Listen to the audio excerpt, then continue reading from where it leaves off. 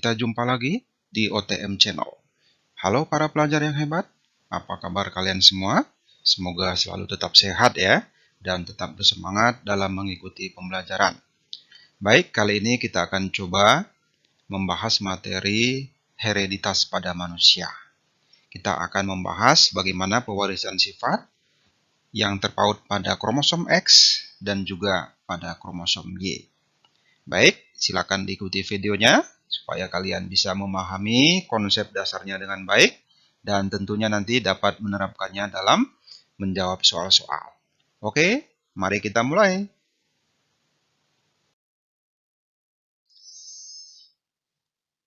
Baik, yang pertama kita akan lihat hereditas pada manusia ini sedikit berbeda prosesnya dengan hereditas pada hewan ataupun tumbuhan. Nah, ketika peneliti menjadikan manusia sebagai objek penelitian genetika, maka akan bisa menemui beberapa kendala-kendala. Antara lain, manusia jarang sekali bersedia dijadikan sebagai objek penelitian, terutama mereka yang memiliki sifat atau karakter khusus, atau kelainan, atau mungkin penyakit menurun, atau cacat tubuh pada dirinya, ataupun pada silsilah keluarganya. Kemudian umur manusia cenderung panjang, sehingga kemungkinan besar penelitian bisa tidak tuntas. Yang ketiga, manusia memiliki keturunan yang relatif sedikit, sehingga sulit untuk mendapatkan data perbandingan karakter keturunan yang sebenarnya. Manusia memiliki suasana lingkungan hidup yang sulit untuk dikontrol atau dikendalikan. Kemudian, tidak mudah mengamati pertumbuhan karakter seseorang yang sedang diteliti. Ya, namun demikian dalam proses genetika, para ahli kita memiliki beberapa trik-trik atau cara untuk melihat proses hereditas pada manusia ini. Mari kita lihat lebih lanjut lagi. Konsep pertama yang mesti kita kuasai dalam proses mempelajari bagaimana hereditas pada manusia ini adalah determinasi seks atau penentuan jenis kelamin. Nah, dalam penentuan jenis kelamin, sistem yang dilakukan adalah sistem XY. Ini berlaku pada semua mamalia, termasuk manusia, ya. Nah, menurut sistem XY, untuk pria, kromosom kelaminnya adalah XY. Kemudian untuk wanita, kromosom kelaminnya adalah XX, ya. Ada beberapa karakter atau sifat-sifat atau mungkin kelainan atau penyakit yang terpaut pada kromosom X. Nah, ini cara mengingatnya, kamu ingat kata hamba, yaitu hemofili, anodontia, muskular distrofi, buta warna, dan amolar. Ya, ini diwariskan dalam bentuk gen resesif. Nah, siapa saja yang bisa mewariskan ini? Tentu pria bisa, wanita juga bisa, karena mereka sama-sama memiliki kromosom X. Nah, kemudian sifat yang terpaut pada kromosom Y, nah ini tentu saja hanya diwariskan oleh pria saja, ya. Antara lain ada hystrix gravior, kemudian hipertrikosis, dan Weber-Tos. Nah, ini hanya diwariskan oleh pria dan juga diwariskan kepada anaknya pria saja. Nah, bagaimana proses pewarisannya ini? Mari kita lihat macam genotifnya masing-masing. Baik, yang pertama mari kita lihat macam genotif pada buta warna. Nah, seperti yang kita sebutkan tadi, buta warna itu terpaut pada kromosom X dan diwariskan dalam bentuk gen resesif. Ya, jadi di sini bisa kita beri simbolnya B kecil untuk gen buta warna atau penyebab buta warna. Nah, kemudian untuk yang normal tentu saja gen yang dominan. Nah, kita beri simbolnya B besar. Nah, macam genotif untuk pria terkait dengan penyakit buta warna ini ada dua macam, yaitu XB kecil Y, ini berarti pria buta warna. Kemudian XB besar Y, ini berarti pria normal. Nah, sementara untuk macam genotif wanita, itu ada tiga, yaitu XB kecil. XB kecil, ini adalah wanita buta warna. Kemudian XB besar, XB kecil, ini adalah wanita carrier atau normal carrier.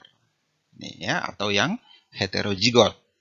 Kemudian yang ketiga adalah XB besar.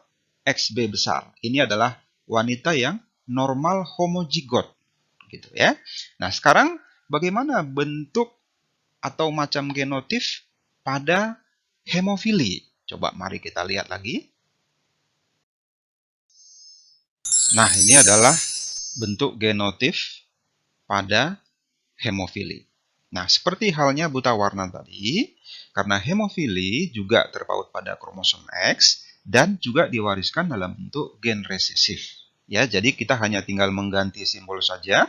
Kalau tadi buta warna simbolnya kita buat B kecil, maka sekarang hemofili kita buat simbolnya H kecil. Ya, jadi proses pewarisannya nanti sama. Nah, untuk yang normal tentu saja simbolnya adalah H besar. Ya. Nah, kemudian untuk pria, macam genotipnya ada dua, yaitu XH kecil Y, ini adalah pria hemofili. Kemudian XH besar Y, ini adalah pria normal. Kemudian sama dengan buta warna, macam genotip untuk wanita terkait hemofili juga ada 3 macam, yaitu XH kecil, ini adalah wanita hemofili, dan ini kita perlu beri catatan, ini bersifat letal, ya. Jadi, jika wanita hemofili, XH kecil, ini bersifat letal. Ya. Kemudian, XH besar, XH kecil, ini adalah normal karir. Ya, ini termasuk normal heterozigot. Kemudian, XH besar, ini adalah normal homozigot. Nah, bagaimana proses pewarisannya kepada keturunannya? Mari kita lihat persilangannya. Baik, sebelum kita lihat proses persilangannya, kita lihat satu lagi proses atau macam genotip pada hipertrikosis. Nah, ini tadi seperti yang kita sebutkan, penyakit ini terpaut pada kromosom Y. Ya. Nah, hipertrikosis seperti halnya buta warna juga diwariskan dalam bentuk gen resesif. Ini adalah bulu kasar pada telinga dan ini hanya diderita oleh kaum pria saja. Kenapa? Karena kromosom Y hanya dimiliki oleh laki-laki saja. Nah, gen yang normal itu kita buat simbolnya HT besar. Nah, ada 2 macam bentuk genotip pada pria, yaitu XYHT kecil, ini berarti pria penderita hipertrikosis. Kemudian XYHT besar, ini berarti pria normal. Nah, sementara untuk wanita, penyakit ini tidak diwariskan karena wanita tidak memiliki kromosom Y. Jadi ini otomatis wanita akan normal, tidak ada masalah. Ya. Baik, sekarang mari kita lihat proses persilangannya. Perhatikan supaya kalian bisa memahaminya dengan baik dan nanti bisa menerapkannya dalam menjawab soal-soal. Baik, kita akan coba lihat bagaimana proses pewarisan sifat pada kromosom X. Ini ada proses yang agak unik, di mana dalam proses pewarisan sifat ini terjadi pewarisan yang saling menyilang, atau sering kita sebut namanya criss-cross inheritance. Nah, bagaimana prosesnya? Silakan diikuti terus. Nah, di sini kita akan coba menampilkan sebuah soal, ya. Perhatikan, seorang pria buta warna menikah dengan seorang wanita normal homozigot. Tentukanlah rasio fenotip pada F1 dan pada F2. Ya. Nah, tentu kalau kalian ingat tadi bagaimana macam genotip untuk penyakit buta warna, nah maka di sini kita bisa buat bahwa pria buta warna itu genotipnya adalah XB kecil Y. Nah, kemudian wanita normal homozigot itu adalah XB besar, XB besar. Nah, itu data pertama yang bisa kita peroleh dari soal ini. Nah, kemudian coba mari kita lihat buat notasinya. Dari soal tadi, pria buta warna, ini dia, XB kecil Y, menikah dengan wanita normal homozigot, XB besar, XB besar. Yang ini gametnya ada 2, kemudian yang ini 1. Nah, di sini kita bisa lihat keturunan F1-nya, dia ada 2. Ini dia, ya. Kemudian ada 1 wanita normal karir, kemudian ada 1 laki-laki normal. Jadi kalau kita lihat pada keturunan F1 ini, rasio fenotip pada F1, wanita karir berbanding pria normal itu sama dengan 1:1. Atau boleh kita simpulkan F1 100% normal. Karena wanita karir itu termasuk normal juga, ya. Nah, sekarang bagaimana rasio fenotif pada F2? Nah, dalam hal ini secara teori kita ambil persilangan F1 dengan F1. Ya, berarti dari keturunan F1 tadi yaitu ada pria normal menikah dengan wanita normal karir. Ya, ini masing-masing gametnya 2, yang ini juga 2. Maka kalau kita lihat pada keturunan F2-nya, dia ada 4. Ya, di mana XB besar ini adalah wanita normal homozigot, XB besar Y ini adalah pria normal, kemudian XB besar XB kecil ini adalah wanita normal karir atau karir, ya. Nah, kemudian yang XB kecil Y yang ini adalah pria penderita buta warna, ya. Nah, maka kita bisa cari atau tentukan rasio fenotip pada F2. Dari persilangan ini kita bisa lihat bahwa wanita normal berbanding wanita karir berbanding pria normal berbanding pria buta warna itu masing-masing 1:1:1:1. Atau boleh kita simpulkan, karena wanita normal dengan wanita karir ini termasuk kategori normal, itu berarti kita hitung jadi 2, ya. Maka kita bisa buat rasio fenotipnya normal berbanding buta warna, ya, itu sama dengan 3:1. Ya. Jadi kalau kita lihat di sini, gen buta warna, kalau kita lihat dari awalnya tadi, itu menurun dari pria, ya, dari pria, kemudian diwariskan kepada anaknya yang wanita, sehingga anak wanitanya jadi karir. Kemudian kalau kita lihat pada proses persilangan F2-nya, sifat gen buta warna yang terdapat pada wanita karir tadi, itu akan diwariskan kepada anaknya laki-laki. Jadi kalau kita lihat dari proses pewarisan sifat pada kromosom X ini, ya, dari pria akan diwariskan kepada anaknya wanita, kemudian dari anak wanita akan diwariskan kepada cucunya yang laki-laki.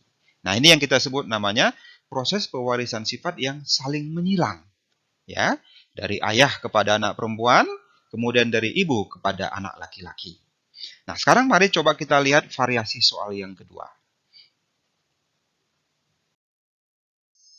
Baik, coba kalian perhatikan lagi variasi soal yang kedua. Tetap fokus ya. Nah, pada soal ini diberikan informasi seorang wanita normal bersuami pria hemofilia. Anak perempuannya menikah dengan laki-laki normal. Maka kemungkinan cucu yang lahir adalah, nah, di sini perlu kita ketahui bahwa yang pertama, bila ada sifat terpaut pada kromosom X seorang pria, itu akan diwariskan 100% atau semuanya kepada anaknya yang wanita. Nah, kemudian satu lagi kita mesti ketahui bahwa jika ada sifat yang terpaut pada kromosom Y seorang pria, itu akan diwariskan 100% kepada semua anaknya yang pria. Nah, ini satu konsep dasar yang mesti kalian ingat ya. Nah, berarti kalau kita kembali kepada soal, seorang wanita normal bersuami pria hemofili, ya, maka anak perempuannya itu bagaimana? Nah, tadi disebutkan bahwa suaminya adalah seorang penderita hemofili, ya. Hemofili berarti kalau kita lihat genotipnya itu adalah XH kecil Y. Nah, X pada si ayah itu akan diwariskan 100% kepada anaknya yang wanita. Ya, maka di sini kita bisa simpulkan bahwa anak wanitanya itu ternyata carrier ya, karena ibunya normal. Jadi genotipnya adalah XH besar, XH kecil ya, atau carrier. Nah, kemudian untuk laki-lakinya itu berarti karena diberitahu normal, itu berarti prianya XH besar Y normal ya. Maka sekarang coba kita buat notasi persilangannya ya. Nah, di sini kita bisa lihat bahwa laki-laki normal ya menikah dengan tadi anak perempuannya ya. Dia carrier. Kita bisa lihat bahwa masing-masing gametnya ada 2, ini juga 2. Maka keturunannya kita bisa lihat ada 4 ya. Yang ini adalah XH besar, itu adalah wanita normal homozigot. Kemudian yang ini adalah XH besar Y, ini adalah laki-laki normal. Nah, kemudian ini adalah XH besar, XH kecil, ini adalah wanita normal karir. Nah, kemudian yang keempat ini adalah XH kecil Y, itu adalah pria penderita hemofili. Jadi kalau kita lihat di sini, anaknya yang menderita hemofili ada 1 ya. Maka kita bisa simpulkan bahwa rasio fenotip pada cucu yang lahir ya, itu perbandingannya pria hemofili berbanding wanita normal berbanding pria normal berbanding wanita karir, itu masing-masing 1 banding 1 banding 1 banding 1. Atau boleh kita simpulkan penderita hemofili berbanding normal berbanding karir itu sama dengan 1 banding 2 banding 1 ya, atau 25% berbanding 50% berbanding 25%. Jadi kalau kita kembali kepada soal, nah jawaban yang paling tepat pada soal ini adalah yang A ini salah ya, yang B juga salah, yang C juga salah. Nah, yang D 25% hemofili, 50% normal, kemudian 25% karir. Nah, ini yang tepat ya. Yang E juga salah ya. Maka untuk soal ini jawaban yang paling tepat adalah dadu. Oke, mari coba kita lihat variasi soal yang ketiga. Baik, para pelajar yang hebat, kali ini kita akan coba melihat proses pewarisan sifat pada kromosom Y. Nah, di sini ditampilkan sebuah soal, seorang pria penderita hipertrikosis menikah dengan seorang wanita normal. Tentukanlah rasio fenotip pada keturunannya. Nah, di sini seperti yang kita sebutkan tadi bahwa sifat yang terpaut pada kromosom Y seorang pria itu akan diwariskan 100% kepada anaknya yang pria ya. Jadi dalam hal ini anak wanitanya akan tidak ada masalah ya. Jadi kalau kita lihat di sini bentuk genotip dari pria penderita hipertrikosis itu adalah X, Y, HT kecil. Ini dia ya. Nah, sementara wanitanya tidak terdampak, bentuk kromosomnya normal seperti ini ya. Nah, kemudian coba kita lihat bentuk notasi persilangannya. Nah, di sini pria penderita hipertrikosis menikah dengan wanita normal ya. Kita lihat di sini, yang ini gametnya 2, yang ini 1 ya, karena ini normal homozigot. Maka kalau kita lihat pada F1 ini keturunannya ada 2 ya. Ada wanita normal, kemudian ada pria penderita hipertrikosis ya. Perhatikan penyakit yang terpaut pada kromosom Y itu akan otomatis diwariskan juga kepada anaknya laki-laki ya. Jadi kalau kita lihat di sini yang menderita adalah laki-laki dan akan diwariskan kepada anaknya laki-laki juga ya. Jadi rasio fenotip pada keturunannya kita bisa lihat bahwa pria penderita hipertrikosis yang ini ya berbanding wanita normal itu sama dengan 1 banding 1. Oke? Nah, sekarang mari kita lihat variasi soal yang keempat. Baik, di sini akan kita coba tampilkan soal kombinasi pewarisan sifat melalui kromosom X dengan pewarisan sifat melalui kromosom Y. Nah, di sini ditampilkan sebuah informasi, seorang pria penderita hipertrikosis, namun normal untuk sifat buta warna. Menikah dengan seorang wanita normal yang ayahnya penderita hipertrikosis dan juga buta warna. Jadi ayah si wanita ini menderita buta warna dan juga menderita hipertrikosis. Nah, seperti yang kita sebutkan tadi bahwa kromosom X pada pria jika ada sifat yang terpaut di sana itu akan diwariskan 100% kepada anaknya wanita. Ya.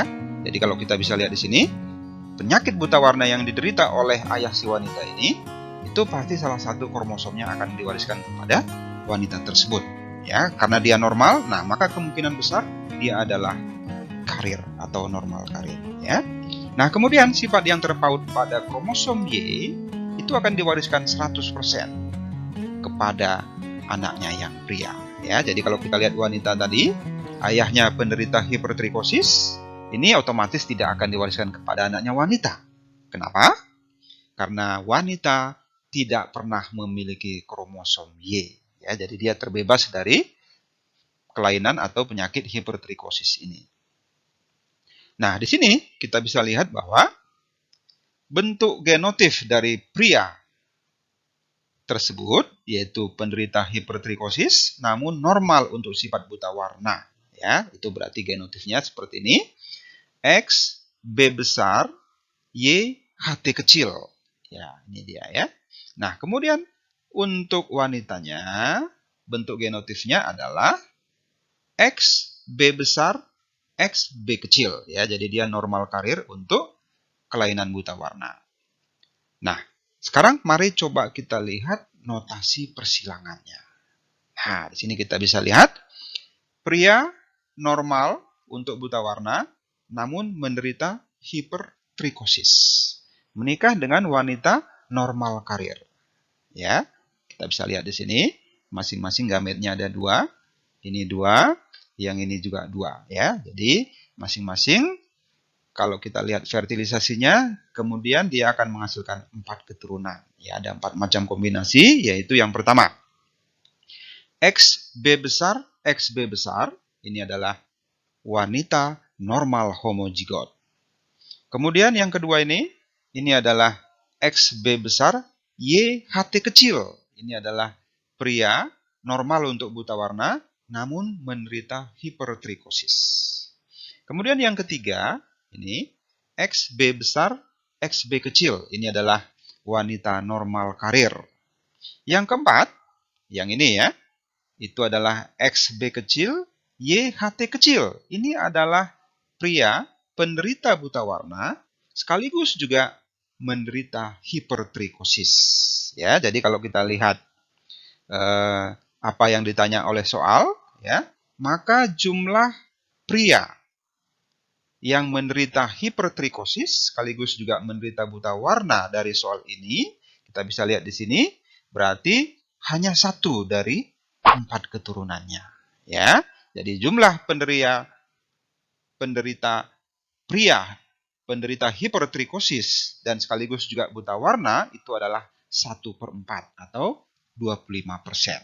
Ya, jadi kita bisa lihat di sini bahwa sifat hipertrikosis yang terpaut pada kromosom Y itu secara otomatis akan diwariskan hanya kepada anaknya yang pria saja. Ya, oke adik-adik, itu dia materinya kita pada hari ini. Jangan lupa kalian ulang kembali supaya lebih menguasai konsepnya, sehingga nanti kalian dapat menerapkannya dalam menjawab soal-soal.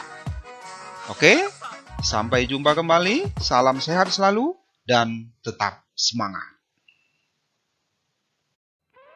Oke, terima kasih para sahabat hebat sudah menonton video ini. Salam sehat selalu dan tetap semangat. Nantikan video-video menarik berikutnya hanya di OTM Channel. Jangan lupa like, subscribe, dan bunyikan tombol lonceng.